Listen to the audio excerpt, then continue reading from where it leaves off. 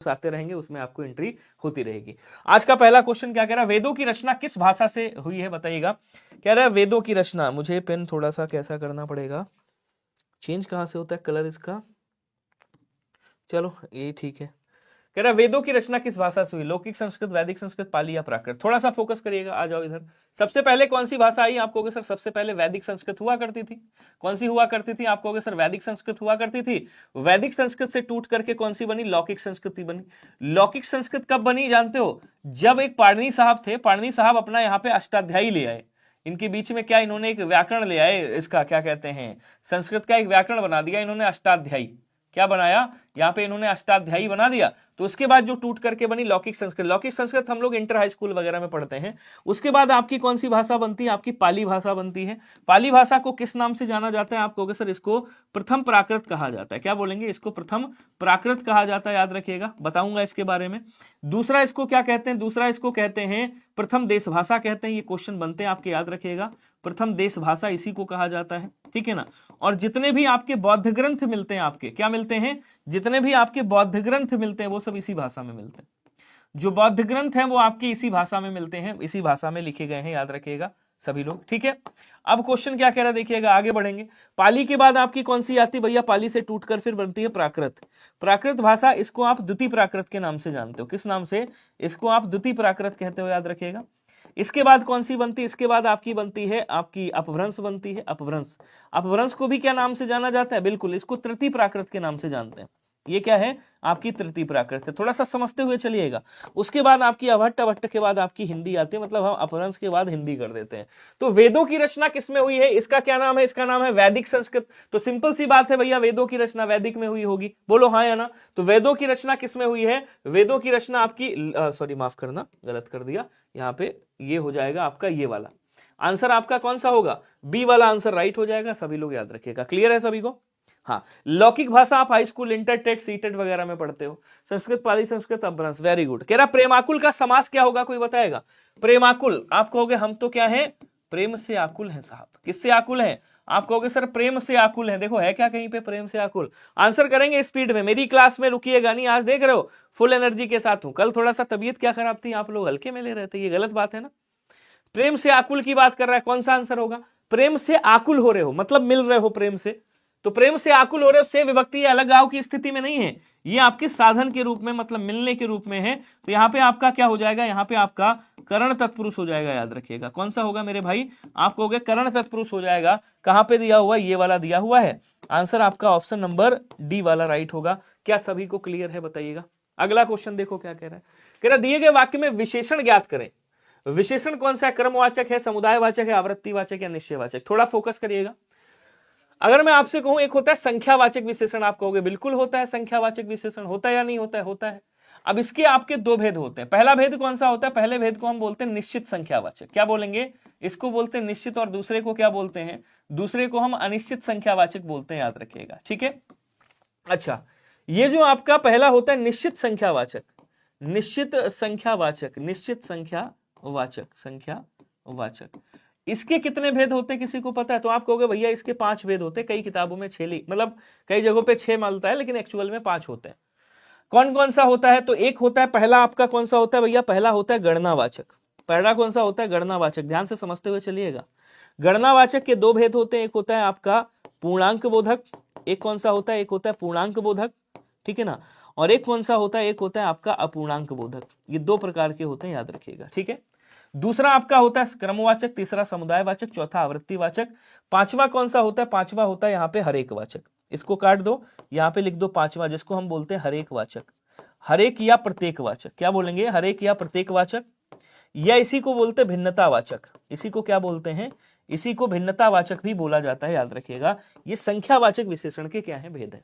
Clear है सभी को। अच्छा, अब क्रमवाचक में क्या होता है, आपने कहा पहला, दूसरा, तीसरा, प्रथम, द्वितीय, तृतीय, पहला, दूसरा, या प्रथम द्वितीय कह दिया आपने, द्वितीय कह दिया, ठीक है ना, चौथा चतुर्थ कह दिया, चतुर्थ, आपने कहा दसवां, दसवां कह दिया, 20वां कह दिया, 8वां कह दिया, 8वीं कह दिया।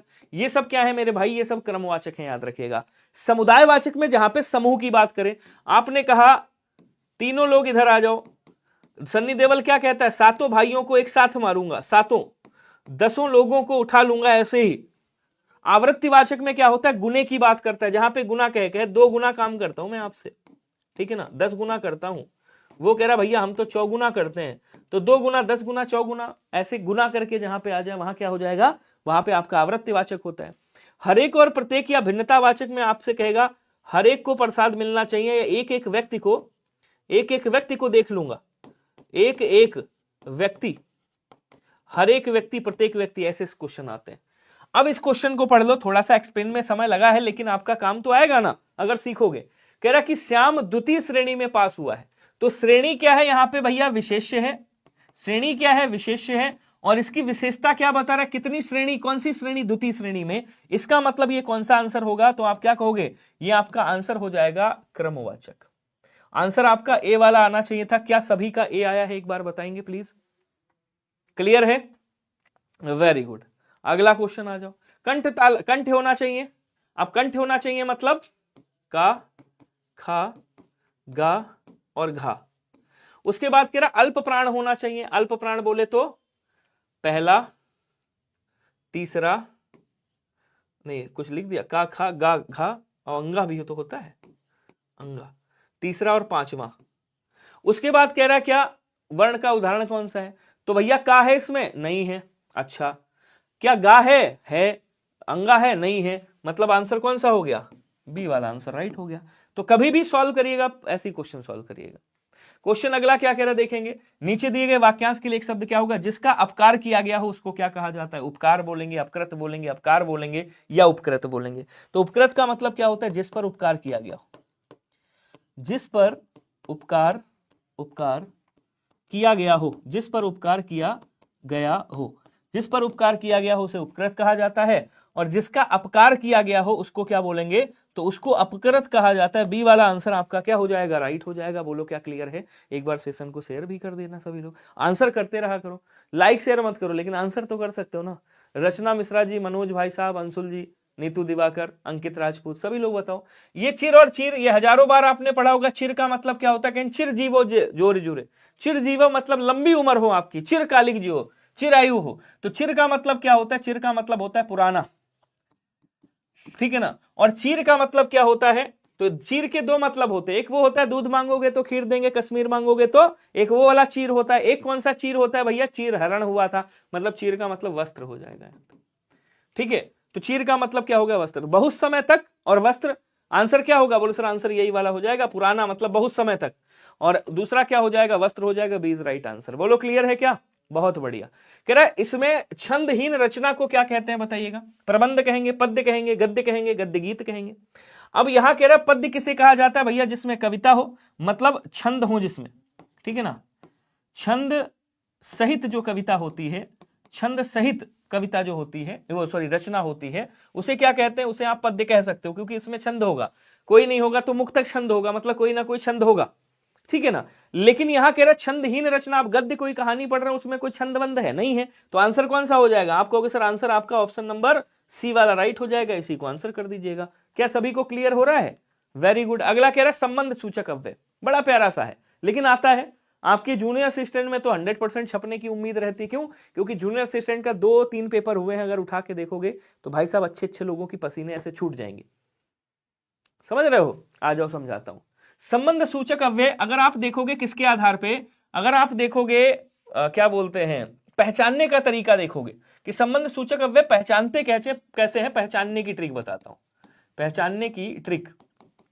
तो अभी पहचानने की ट्रिक बताता हूं, बाकी अगर कभी आएगा इसके भेद पूछेगा तो अर्थ के आधार पे 12 या 13 भेद अलग होते हैं, और रूप के आधार पे या प्रयोग के आधार पे 2 भेद अलग होते हैं आपके, अनुबद्ध बोधक और संबद्ध अनुबद्ध बोधक होता है, ठीक है ना। संबद्ध बोधक संबंध बोधक, संबद्ध संबंध बोधक अव्यय, अनुबद्ध संबंध बोधक अव्यय, वो अलग हो गया।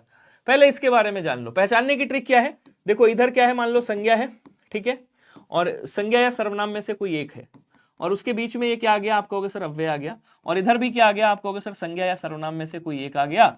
तो ऐसी कंडीशन में ये जो अव्यय होता है ना, ये क्या कहलाता है, ये संबंध सूचक या संबंध बोधक अव्यय कहलाता है, पहली बात। दूसरी बात, अगर ऐसे शब्द आ जाए विभक्ति के साथ में जो अव्यय लगे होते हैं, आपने कहा के साथ, ठीक है ना, से पहले, के बाद, ऐसे शब्द अगर आपको कहीं में मिल जाए, ठीक है ना, के पहले से बाद कर सकते हो, से पहले कर सकते हो, के पास कर सकते हो, के पास, ऐसे शब्द अगर आपको मिलते हैं, जैसे कह दिया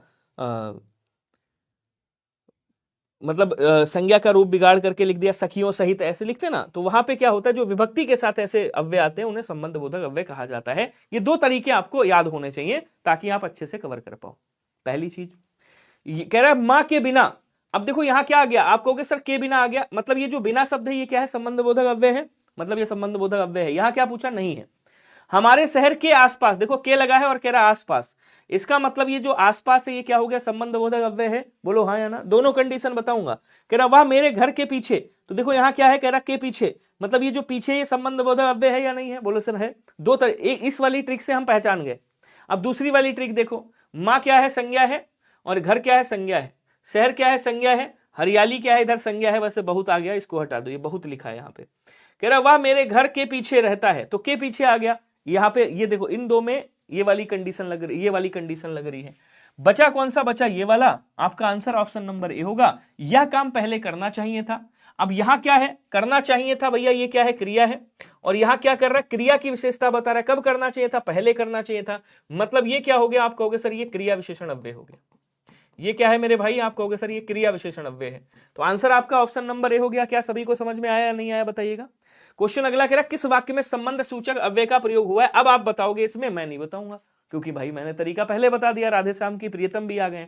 आंसर करेंगे सभी लोग, थोड़ा सा सोनिका जी, अनिकित राजपूत भाई साहब, मनोज कुमार जी, सभी लोग थोड़ा दिखाओ कि यार हाँ जोश वोश है, थोड़ा आंसर करते रहो बस। और मैं लाइक शेयर के लिए कहीं नहीं रहा कि बिल्कुल मत लाइक शेयर करो, कुछ मत करो, खाली आंसर करते रहो। हर क्वेश्चन पे 2-2 3-3 बार आंसर करो, इतना तो कर सकते हो। नहीं करोगे 7 बज रहा, नींद आने लगेगी, समझ रहे हो। आंसर करिएगा सभी लोग। तो कह रहा मैं वहां कदापि नहीं जाऊंगा, मेरे गांव पास में ही है। अच्छा, मेरा गांव पास में ही है। वह बहुत देर से ज्यों का त्यों खड़ा है। अपराधी ने पुलिस के सामने झूठ बोला। संबंध सूचक अव्यय का प्रयोग किसमें हुआ है। मैं वहां कदापि नहीं जाऊंगा, मेरा गांव पास में ही है। वह बहुत देर से ज्यों का त्यों खड़ा है। कैसा खड़ा है, अब खड़ा है या क्या है, क्रिया है। अब इससे पूछो कैसा खड़ा है, कैसे खड़ा है, तो ये बोलेगा ज्यों का त्यों, मतलब ये क्या हो गया आपका, रीतिवाचक क्रिया विशेषण हो गया। ये क्या हुआ, रीतिवाचक क्रिया विशेषण हो गया, याद रखिएगा। क्लियर है। अच्छा, अब क्या कह रहा, अपराधी ने पुलिस के सामने। अब देखो यहां पुलिस है, संज्ञा है, इधर झूठ है, संज्ञा है। बस आंसर कौन सा हो गया, डी वाला राइट हो गया। और के पास से भी आप, के सामने से भी आप समझ जाओगे कि ये संबंध बोधक अव्यय है, संबंध सूचक है। क्वेश्चन कह रहा है संदिग्ध वर्तमान काल।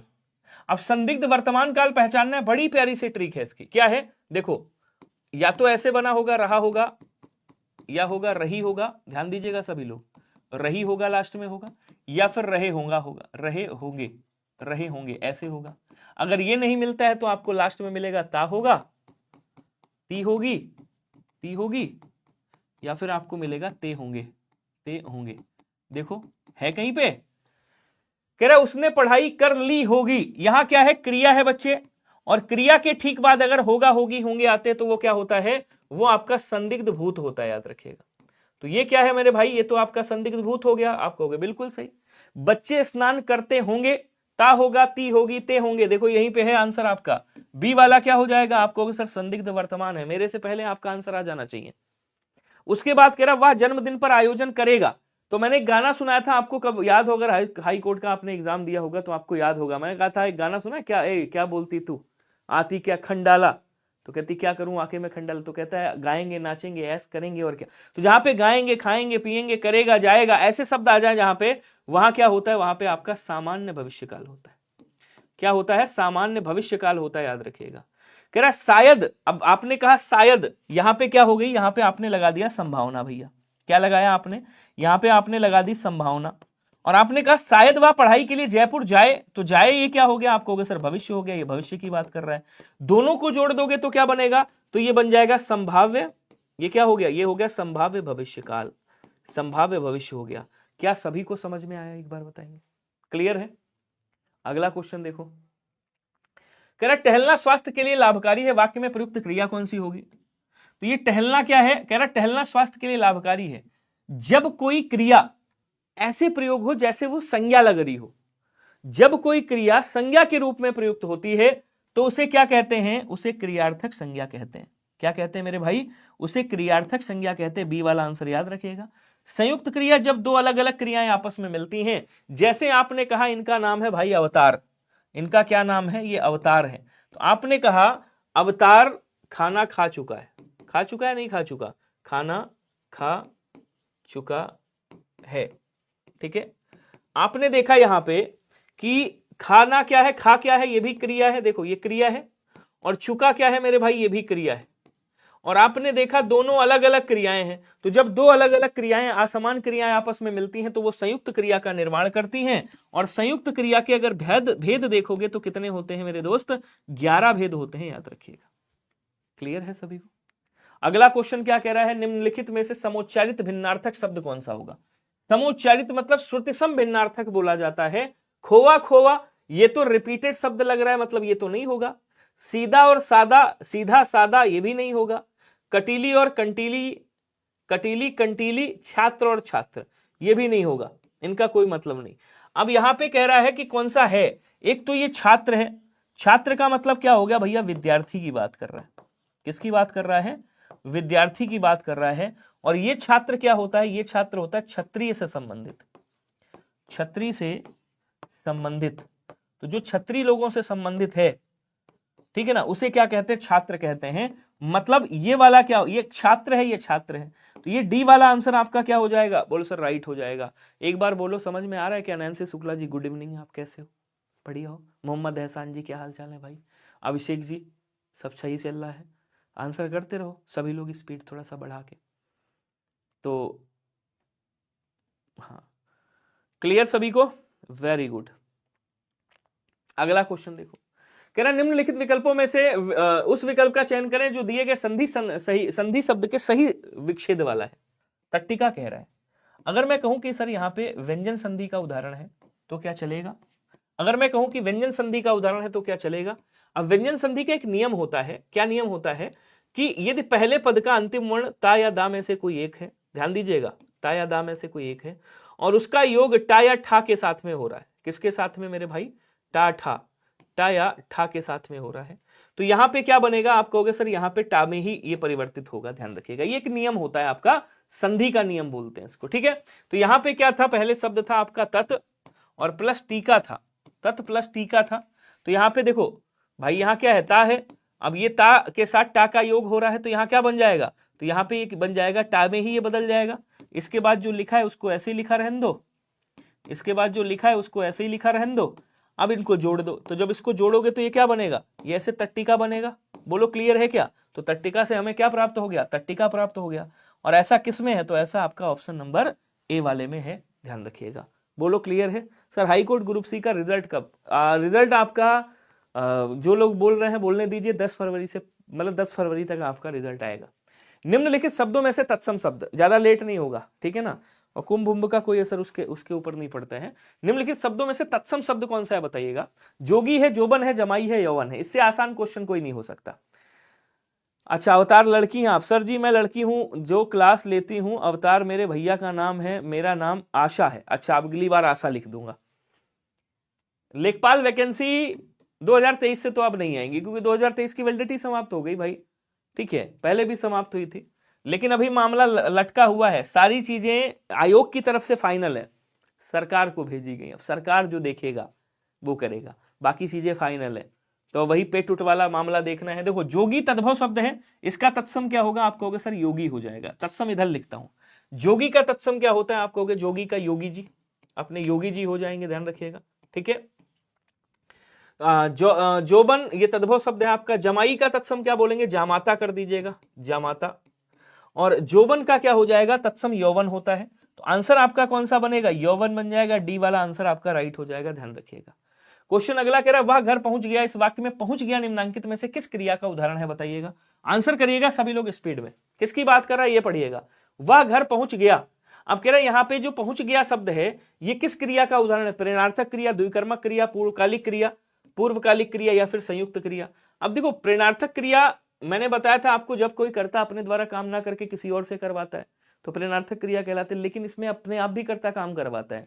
यहां पे क्या होता है, यहां पे दो प्रकार की होती है, एक होती है प्रथम प्रेरणार्थक क्रिया और एक कौन सी होती है, एक होती द्वितीय प्रेरणार्थक क्रिया। ठीक है, तो जैसे आपने कहा जागना से भाई जगाना हो गया, तो जगाना प्रथम प्रेरणार्थक हो गया, जगवाना क्या है आप कहोगे सर द्वितीय प्रेरणार्थक हो गया। ऐसे याद करना, आना वाना से याद कर लेना।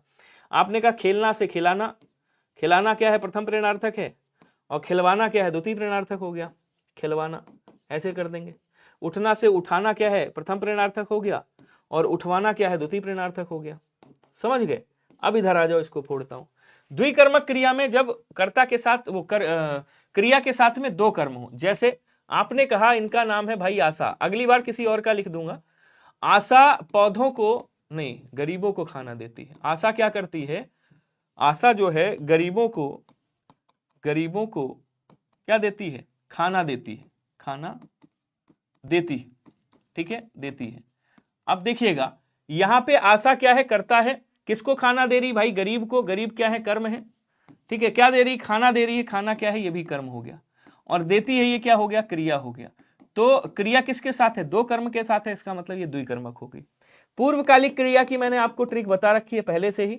जब कभी भी, पेन चेंज करता हूं वरना आप लोग कहोगे पेन नहीं चेंज करते, जब कभी भी क्रिया के साथ में क्या लगा हो, कर या करके लगा हो, मतलब इसकी परिभाषा ये होती है कि कर्ता के द्वारा जब एक क्रिया को समाप्त करके दूसरी क्रिया स्टार्ट की जाती है तो पहली वाली क्रिया को पूर्वकालिक क्रिया कहते हैं। जैसे इनका नाम क्या है भाई, इनका नाम है एहसान नाम है। आपने कहा एहसान जो है पहले क्या करेंगे, एहसान नहा कर खाना खाएंगे या नहा कर पढ़ेंगे। एहसान नहा कर पढ़ेगा, तो पढ़ेगा ये क्रिया है, कब पढ़ेगा, पहले नहाएगा फिर पढ़ेगा, तो इस क्रिया को पूर्वकालिक क्रिया कहेंगे, क्रिया के साथ कर लगा हुआ है।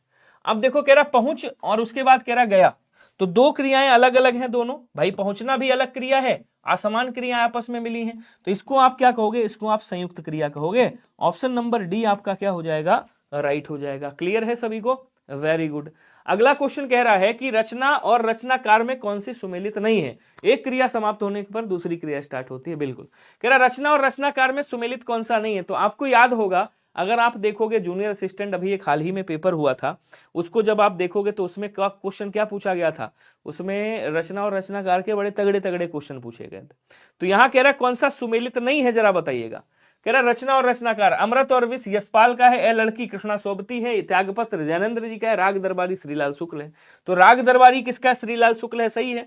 त्यागपत्र किसका, जैनेन्द्र जी का, ये सही है। ए लड़की ये किसकी है, कृष्णा सोबती जी का, ये भी है, लेकिन यशपाल की ये नहीं है। यशपाल की एक रचना जिसका नाम है झूठा सच, मैंने आपको बताया भी था, इन्होंने झूठा सच पाकिस्तान पे लिखा, जब पाकिस्तान हिंदुस्तान का बंटवारा हुआ था उसी पे।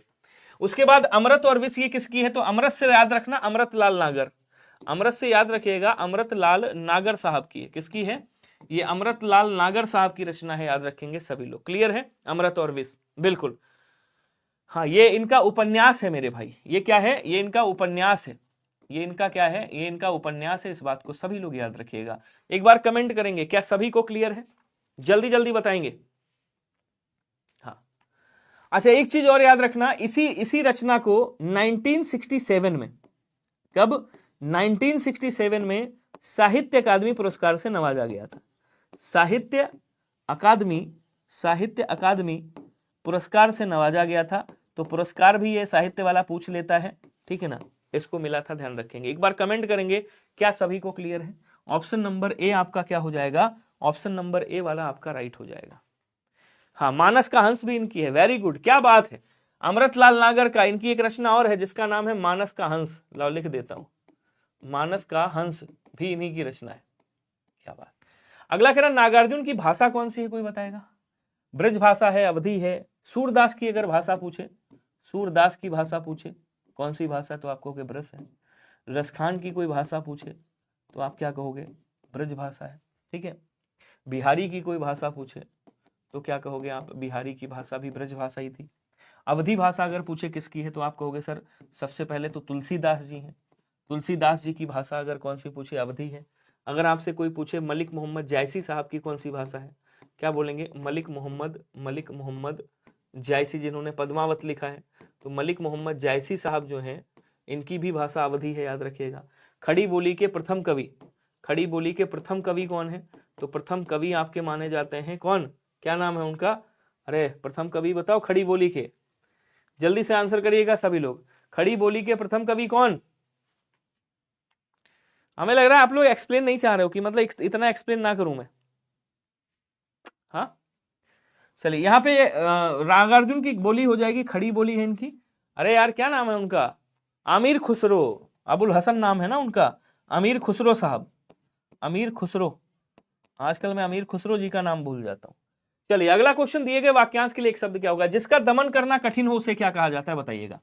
दुर्गम का मतलब क्या होता है, जहां पहुंचना कठिन हो, जहां जाना या पहुंचना, जहां जाना कठिन हो। तो जहां जाना कठिन हो उसे क्या कहा जाता है, उसे बच्चे दुर्गम कहा जाता है।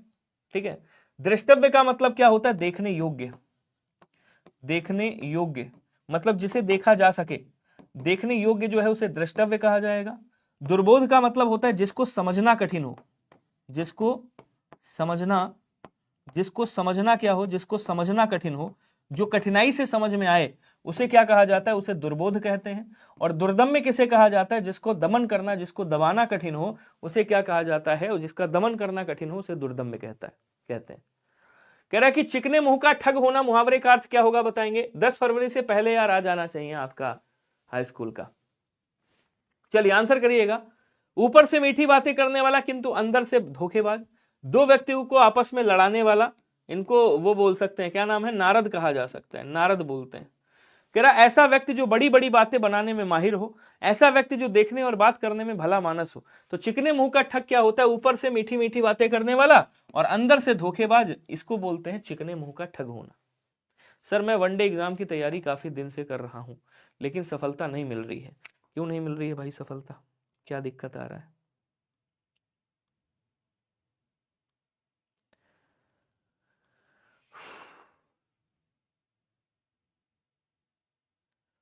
चलिए आंसर करेंगे सभी लोग। कह रहे हैं सर मैं वनडे एग्जाम की तैयारी काफी दिन से सफलता नहीं मिल रही, क्या छोड़कर टीजीटी पीजीटी की तरफ जाना उचित है। अब अगर उसमें तैयारी है अच्छी तो जा सकते हो, कोई दिक्कत नहीं है। लेकिन अगर जिसकी तैयारी कर रहे हो उसको भी करते रहो। निम्नलिखित में से कौन सा मध्यकालीन भारतीय आर्य भाषा है। अब इसको थोड़ा सा एक्सप्लेन करना बनता है, बोलो हाँ या ना। ठीक है, अगर मैं आर्य भाषा की बात करूं, आर्य भाषा, अगर मैं आर्य भाषा की बात करूं, आर्य भाषा, भारतीय आर्य भाषा, तो ये 3 भागों में बांटी जाती हैं।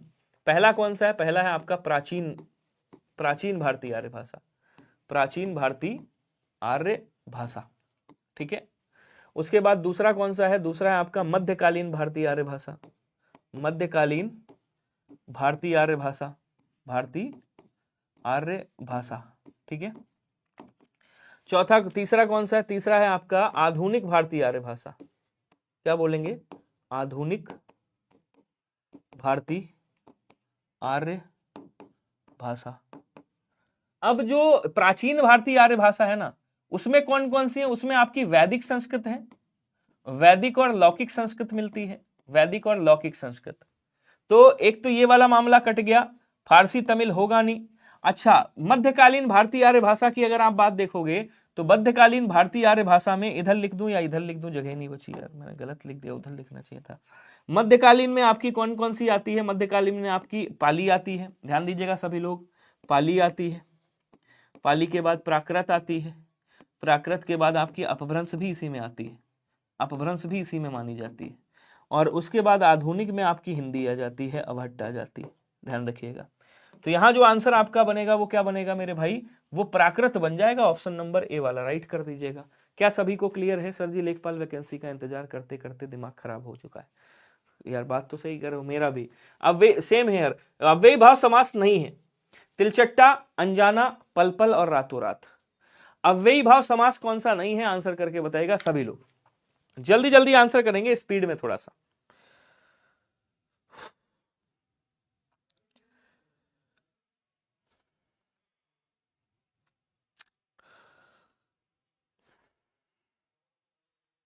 जल्दी जल्दी,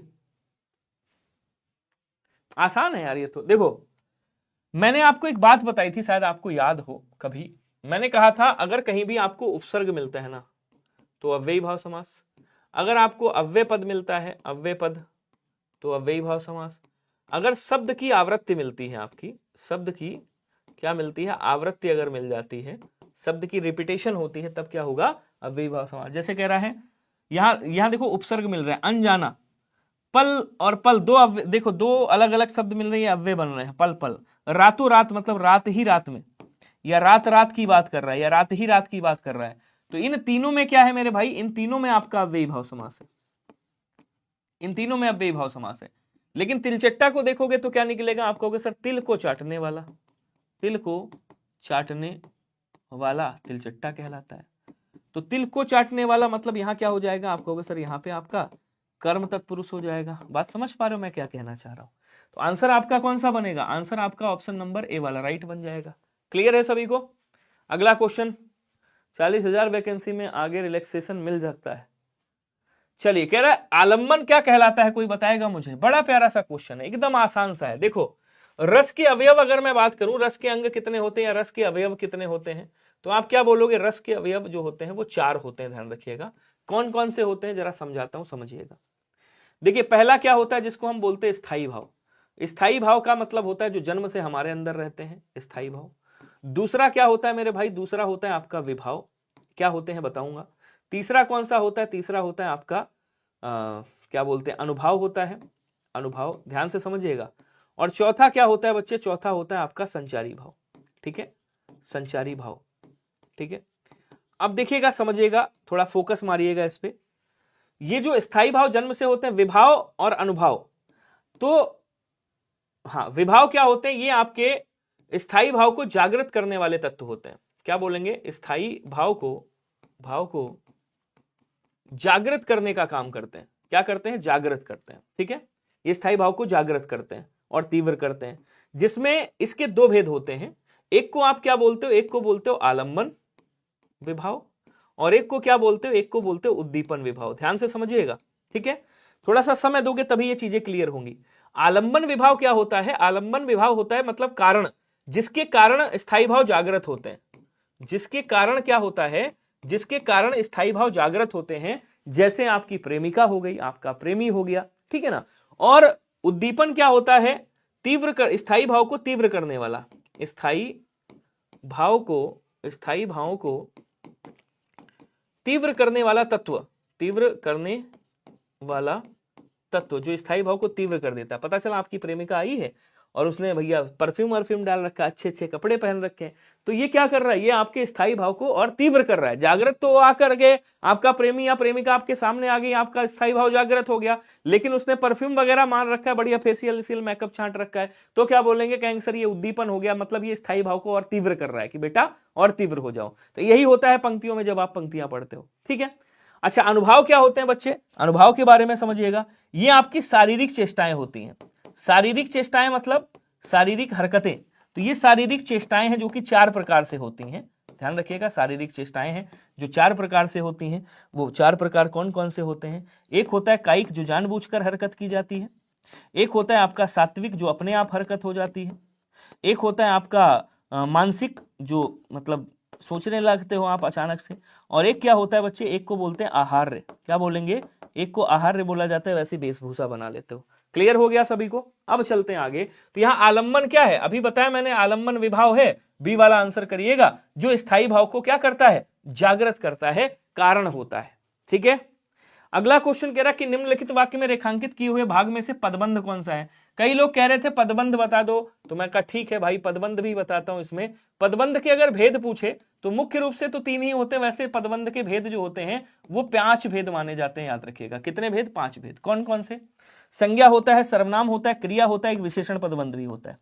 कितने हो गए, ये 4 हो गए। अब इसको चाहे क्रिया विशेषण पदबंध इसी में या अव्यय पदबंध, क्रिया विशेषण या अव्यय पदबंध होता है। इसको पहचानने की बड़ी आसान सी ट्रिक है, मैं बता रहा हूं। इसको ये पूरा का पूरा टॉपिक ट्रिक के ऊपर ही समझ लीजिए आधारित होता है। पहचानने की बड़ी आसान सी ट्रिक है। कैसी है मैं बताता हूं, ध्यान से समझिएगा। कह रहा देश भर के दलित। अब अगर मैं पूछूं दलित क्या है, ये जो दलित शब्द है ये क्या है मेरे भाई बताओ, तो आप कहोगे सर ये तो दलित शब्द है। दलित मतलब जिसका दमन किया गया हो, जिनको दबाया गया है। दलित एक तरह से संज्ञा है। क्यों, वैसे विशेषण भी है, लेकिन दलित एक प्रकार का संज्ञा है। यहाँ पे संज्ञा बोलेंगे इसको। क्यों, क्योंकि दलित बहुत सारे।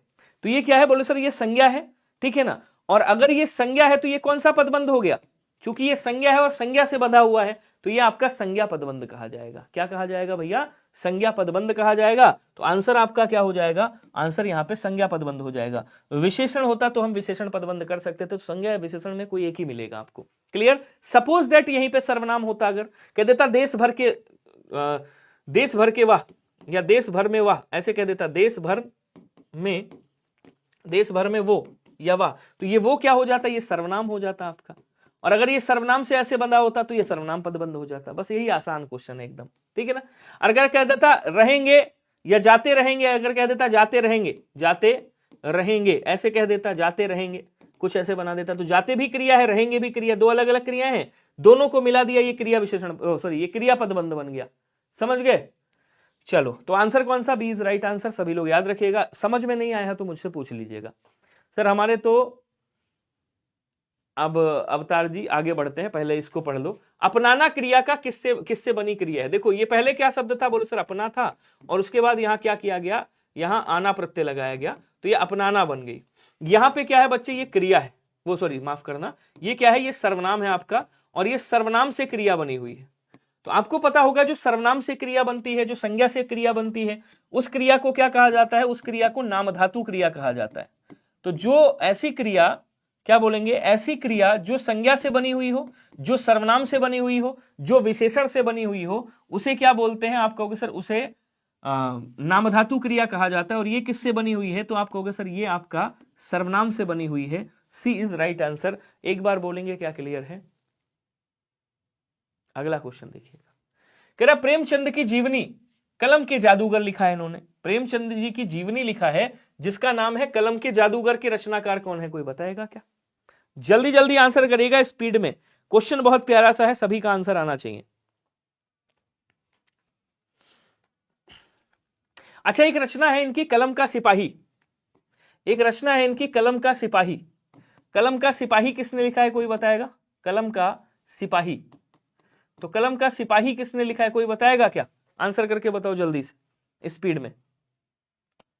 विष्णु प्रभाकर की मैं बता देता हूं, इन्होंने एक रचना करी है जिसका नाम है आवारा मसीहा, बहुत पूछी जाती है। आवारा मसीहा अगर पूछी जाए तो क्या कहिएगा, विष्णु प्रभाकर जी हैं, ठीक है। सेवरानी देवी जी ने लिखा था प्रेमचंद घर में है, प्रेमचंद घर में, प्रेमचंद घर में इन्होंने रचना करी थी, प्रेमचंद घर में। अब बचा 50-50, मदन गोपाल या अमृत राय। तो कलम का सिपाही किसने लिखा है, अमृत राय ने लिखा है, और कलम के जादूगर किसने लिखा है, तो मदन गोपाल जी ने लिखा है। आंसर आपका ए वाला राइट होगा। पहली बार कई बच्चों ने सुना होगा इसको, पहली बार इसको कई बच्चों ने सुना होगा, बिल्कुल। अगला कह रहा किस विकल्प में शायरा का समानार्थी दिया हुआ है। ओहो, शायरा का मतलब कवि हो गया, कविता हो गया, शायरी हो गया या कवित्री हो गया। प्रेमचंद के बेटा है अमृत राय, बिल्कुल सही। अगला क्वेश्चन देखेंगे और सभी लोग आंसर करके बताएगा, लेकिन थोड़ा सा स्पीड बढ़ा के, ताकि अच्छे से बढ़िया से करते हुए चले। अच्छा, अगर मैं मान लो यहां पे बोलूं शायर, मैं शायर तो नहीं मगर शायरी आ गई, तो शायर किसका है, शायर को ही क्या कहा जाता है, कवि कहा जाता है। शायर को ही क्या कहेंगे, कवि कहेंगे, और शायरा को क्या कहेंगे, कवित्री कहेंगे। तो शायरा का जो पर्यायवाची होगा वो क्या हो जाएगा मेरे दोस्त, कवित्री हो जाएगा, ध्यान रखिएगा। क्लियर है। अगला कह रहा निम्नलिखित में से किस विकल्प के सभी शब्द पर्यायवाची हैं, जरा बताइएगा। सतीश, शंकर, महेश्वर, शिव, चपला, सौदामिनी, चंचला और मेखला, शार्दुल, अयाल, केहरी और व्याघ्र, अच्युत, गरुणध्वज, विनायक और भालचंद्र। इसमें से परस्पर पर्यायवाची कौन से हैं बताइएगा। एक दूसरे के पर्यायवाची कौन से हैं ये आपको बताना है, लेकिन प्लीज स्पीड में आंसर करिएगा। अब देखो मैं फोड़ता हूं इसको। अच्युत हो गया, गरुणध्वज हो गया, ये किसके हैं, ये विष्णु जी के पर्यायवाची, ठीक है।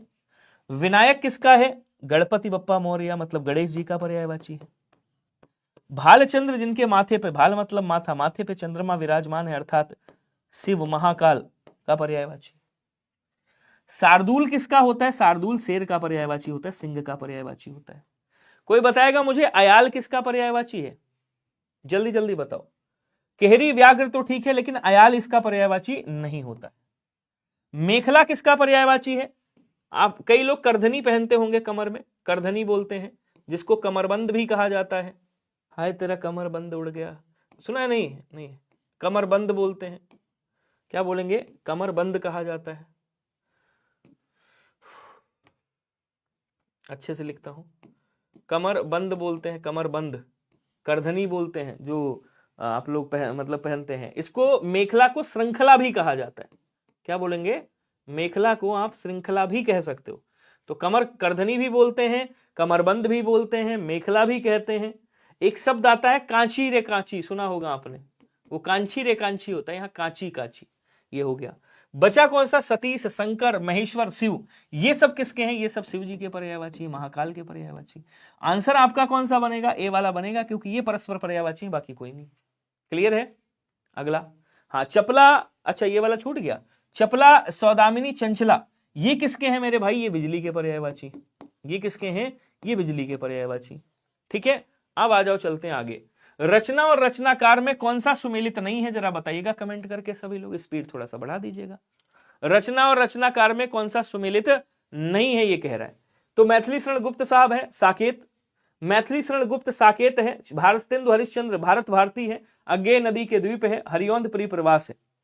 आपको बताना है आंसर क्या होगा, जल्दी जल्दी बताओ भैया। चलो आप ही बता दो। गजब भाई साहब। भारतेंदु हरिश्चंद्र की अगर मैं रचना देखूं तो क्या बोलेंगे? इनकी एक रचना है जिसका नाम है जयद्रथ वध। जयद्रथ वध लिखा है इन्होंने। इनकी एक रचना है जिसका नाम है क्या बोलते हैं, सैरंध्री करके, सैरंध्री। इनकी एक रचना है जिसका नाम है द्वापर, याद रखिएगा। क्या बोलेंगे? इनकी एक रचना है जिसका नाम है द्वापर।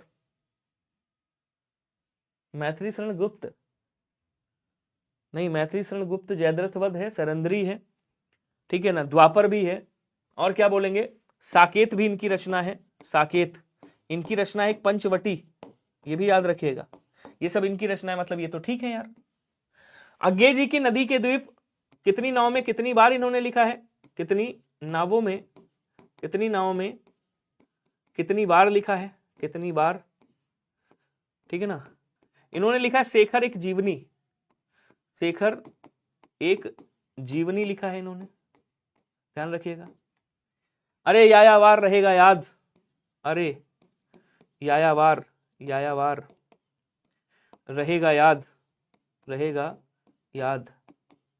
एक बूंद सहसा उछली, एक बूंद सहसा उछली, ठीक है, ये हो गया। हरिऔंध जी की परिप्रवाह सही है। लेकिन ये जो भारतेंदु हरिश्चंद्र जी है ना, इनकी एक रचना मिलती है जिसका नाम है भारत भारती। क्या बोलेंगे? भारत भारती मिलती है रचना इनकी। भारतेंदु हरिश्चंद्र जी की एक वो भी है, प्रेम वाटिका। और प्रेम वाटिका किसकी है? एक रसखान जी की भी है, लेकिन ये कविता है इनकी, और रसखान जी की अलग है प्रेम वाटिका।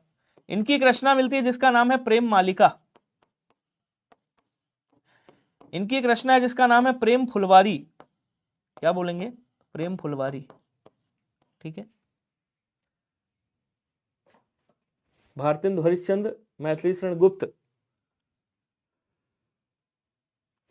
नहीं मैंने उल्टा लिख दिया यार, मैंने लिख दिया उल्टा। ये भारतेंदु, भारत भारती नहीं है इनकी, भारत दुर्दशा है, माफ करना।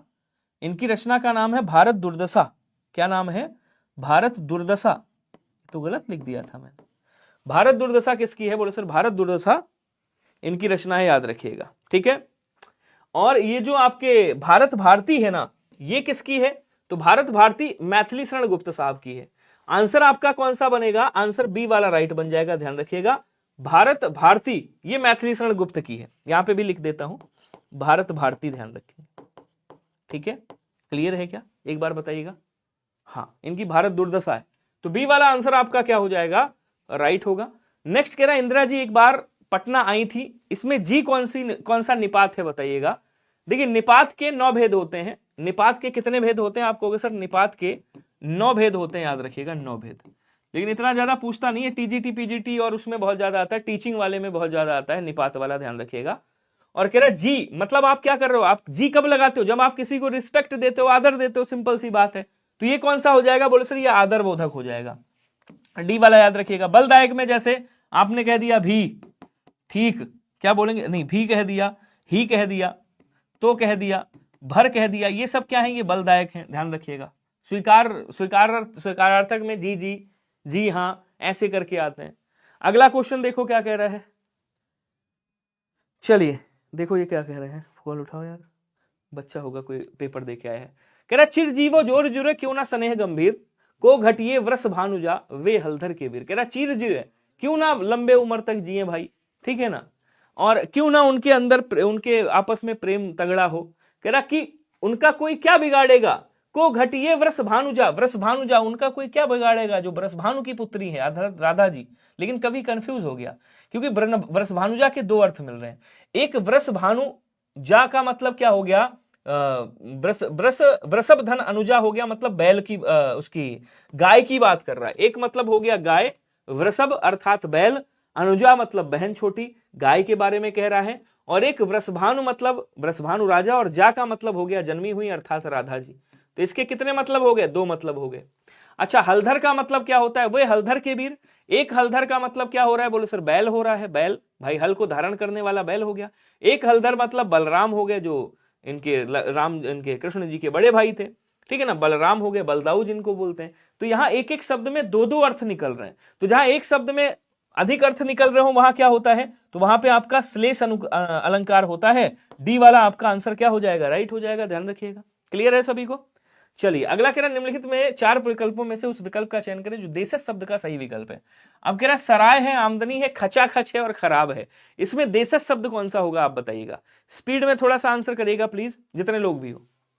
अब देखो ये जो सराय शब्द है ये कैसा है, ये आपका होगा तुर्की भाषा का शब्द है। और मैंने आपको बताया था तुर्की भाषा के शब्द थोड़ा मारकाट वाले होते हैं। जैसे मारकाट वाले कैसे, अभी आप दरोगा से भिड़ो, मार एकदम लाल पीला कर देगा, ठोक बजा देगा तुमको, कहेगा आन मिलो सजना। उसके बाद अभी चाकू ले आओ भाई, चाकू से आदमी क्या करता है, काटी पीट तो करता है। कैंची से आदमी क्या करता है, काट पीट करता है। चाकू हो गया, कैंची हो गया। आवारा से भिड़ोगे, लड़ाई करेगा, मारपीट होगी, काट पीट होगी। लाश की भी काट पीट की जाती है, पोस्टमार्टम होता है तो लाश भी इसी यहीं का हो गया, ध्यान रखिएगा, ठीक है। अभी शादी कर लोगे, बीवी आएगी, खाना नहीं खिलाओगे, मार बीबी लात घूसो पटक पटक के मारेगी तुम्हें। बेगम है, बेगम सारे गम तुम्हारे, वो बेगम होगी, ये हो गया। आमदनी, अच्छा आमदनी वाले जो थोड़ा सा धंधे वाले शब्द होते हैं ना, आमदनी हो गया, तनख्वाह हो गया, ये सब फारसी भाषा से लिए जाते हैं। कहां से लिए जाते हैं, फारसी भाषा से, ठीक है। अब आपने कह दिया खराब, तो खराब कहाँ का है, अरबी भाषा का है। अब ये जो अरबी भाषा के जो शब्द हैं, ज्यादातर अरबी भाषा के शब्द ज्यादातर अदालत वाले होते हैं, मुकदमे वाले, जैसे कानून से संबंधित। आपने कहा आदमी है, आदमी जो है, आदमी क्या करता है, आदमी और औरत लड़ते हैं, और जब आपस में लड़ाई करने के बाद सीधे कहाँ जाते हैं, तो अदालत में ही तो जाते हैं। और जब अदालत में जाते हैं तो क्या चलता है, उन पे मुकदमा चलता है। और मुकदमा चलेगा तो भैया दफा भी तो लगेगी, तभी तो मुकदमा चलेगा। फिर जज कहता है हाजिर हो, तो जज हाजिर कराता है। और इसमें सब कमाते कौन है, वकील खूब पैसा कमाते हैं। तो वकील हो गया, दफा हो, हाजिर है, वकील है, मुकदमा है। फिर इनको इंसाफ मिलता है और किसी किसी को नहीं मिलता है। तो जिनको इंसाफ नहीं मिलता वो दुनिया की सबसे बड़ी अदालत कहाँ जाते हैं, बोले सर अल्लाह की अदालत में जाते हैं, ठीक है ना, अल्लाह की अदालत में। तो ये सब आपके अरबी भाषा के हो गए। लेकिन अच्छा देशज शब्द अपने देसी भाषा में कौन, खचाखच, भड़ा भड़, धड़ा धड़, ऐसे शब्द। इसलिए सर शादी नहीं कर रहे हैं, बस इसी यही बात है। मार कौन खाएगा भाई, ऐसे कुछ बना के खा लेंगे, मार खाने से अच्छा है तो कुछ अपना खिचड़ी तहड़ी बना के खा लो। सी वाला आंसर आपका राइट हो जाएगा। अगला कह रहा कि एकांगी का विलोम क्या होगा, कोई बताएगा। त्रियक का होता है सीधा, त्रियक मतलब तिरछा, सीधा कर देंगे इसका, ठीक है। उदित कह रहा है दुचिता, दुचिता का एकचिता कर सकते हैं यहाँ पे। एकत्व का अनेकत्व कर दोगे, एकत्व का अनेकत्व करोगे यहाँ पे। बचा कौन सा, एकांगी का सर्वांगीण होता है। तो आंसर आप बी वाला राइट कर दीजिएगा, सभी लोग याद रखिएगा। क्लियर है सभी को। अगला क्वेश्चन क्या कह रहा है, हाँ देसी शब्द ऐसे उठापटक वाले होते हैं। देखो उठापटक मैंने बोल दिया, ये भी देशज शब्द है। दिए गए विकल्पों में से शुद्ध वर्तनी वाला शब्द बताइएगा। उन्नति है, शमशान है, आजीविका है, कुंवर है, विस्मरण है, उज्जवल है, दृढ़ है, नाराज है, नाराज। अब कह रहा सही कौन सा है। देखो शमशान ऐसे नहीं लिखते, शमशान कैसे लिखते हैं, तो आप कहोगे सर शमशान होता है, शमशान ऐसे लिखते हैं। कुंवर जी लिखना है तो कैसे लिखोगे, कुंवर ऐसे लिखा जाता है जो कुमार का तत्सम होता है, तद्भव होता है। अच्छा आजीविका लिखना है तो कैसे लिखोगे, आप कहोगे सर आजीविका। आपकी क्लास है क्या, टाइम कितना बचा है। आजीविका ऐसे लिखते हैं, ठीक है। उन्नति लिखना है तो कैसे लिखोगे, आप कहोगे सर उन्नति ऐसे लिखेंगे। उसके बाद विस्मरण, दृग लिखना है, दृग, तो दृग ऐसे लिखते हैं, दृग आंख को बोलते हैं ना। अच्छा नाराज, कि तुम हमसे नाराज हो क्या, तो नाराज होता है, नाराज ऐसे लिखते हैं। बचा कौन सा, विस्मरण और उज्जवल, ये एकदम सही लिखा हुआ है। आंसर आपका क्या हो जाएगा, सी वाला राइट हो जाएगा। बोलो क्लियर है क्या, जल्दी जल्दी बताओ, 2 क्वेश्चन और करेंगे। अचल दृग को उठते चंचल, चपल पग हो जाते अविचल, इस पंक्ति में प्रयुक्त अलंकार कौन सा है बताइएगा। जल्दी जल्दी स्पीड में बढ़ा करके आंसर मुझे बताओ कौन सा अलंकार है। क्या कह रहा है, अचल, अचल मतलब पर्वत जो उछल नहीं सकते, दृग को उठते चंचल। अब अचल को चंचल बता रहा है, यहां कह रहा अचल जो है चंचल हो रहे, तो विरोध दे रहा है नहीं दे रहा है। उसके बाद कह रहा चपल पग हो जाते अविचल, चपल मतलब जो बहुत चलते फिरते हो, चतुर आदमी, अविचल मतलब अविचल हो जाते हैं, तो यहां भी विरोध कर रहा है। ठीक है, तो यहां पे जहां विरोध ना होते हुए भी विरोध का आभास हो, वहां विरोधाभास अलंकार होता है। जैसे कहता है भर लाऊं सिपी में सागर, अप्री मेरी हार बीजे क्या, मतलब सिपी में सागर भरने की बात कर रहा है। कह रहा जीव जीव बूढ़े श्याम रंग, त्यों त्यों उज्ज्वल हुए, तो ये भी कौन सा है, विरोधाभास अलंकार होता है। कह रहा समास विग्रह की दृष्टि से असंगत कौन सा होगा, ये लास्ट क्वेश्चन है क्योंकि अभी अगली सर की क्लास है। तो भोजनार्थ, भोजन के लिए, जीवन भर पूरे जीवन, लाजवाब जवाब के साथ, देशाटन देश में अटन। अब कह रहा है इसमें समास की दृष्टि से, विग्रह की दृष्टि से कौन सा गलत है, एक बार आंसर करके सभी लोग स्पीड में बताइएगा जल्दी से। अब क्या कह रहा है, भोजनार्थ मतलब भोजन के लिए, संप्रदान तत्पुरुष, संप्रदान तत्पुरुष, ठीक है। उसके बाद क्या कह रहा है, जीवन भर पूरे जीवन, इसका मतलब अव्ययी भाव, अव्ययी भाव। उसके बाद कह रहा है देशाटन मतलब देश में अटन, देश में घूम फिर रहे हो, अटन का मतलब घूम फिर रहे हो, इसका क्या हो गया, बोलो सर अधिकरण तत्पुरुष हो गया, अधिकरण तत्पुरुष। मैं क्वेश्चन ज्यादा लाता हूं लेकिन क्या बताऊं, समय ही नहीं मिलता एक्सप्लेन करने के बाद। लाजवाब जवाब के साथ नहीं होता, लाजवाब जिसका कोई जवाब ना हो, ला मतलब बिना जवाब के, क्या बोलेंगे, बिना जवाब के, ये हो जाएगा। तो यहां कौन सा है, आपको सर यहाँ पे आपका अव्ययी भाव समास है, अव्ययी भाव समास है। आंसर आपका क्या हो जाएगा, सी वाला आंसर राइट होगा, ध्यान रखिएगा सभी लोग। ठीक है, उसके बाद इनको होमवर्क दे देता हूं, बस 1 मिनट का समय दीजिएगा। हाँ, ये रहा आपका होमवर्क, देखो कितना प्यारा होमवर्क लगाया मैंने। तैरने की इच्छा के लिए इनमें उपयुक्त शब्द कौन सा है बताइएगा। तितीर्षा है, चिकीर्षा है, जिज्ञासा है, बुभुक्षा है, आंसर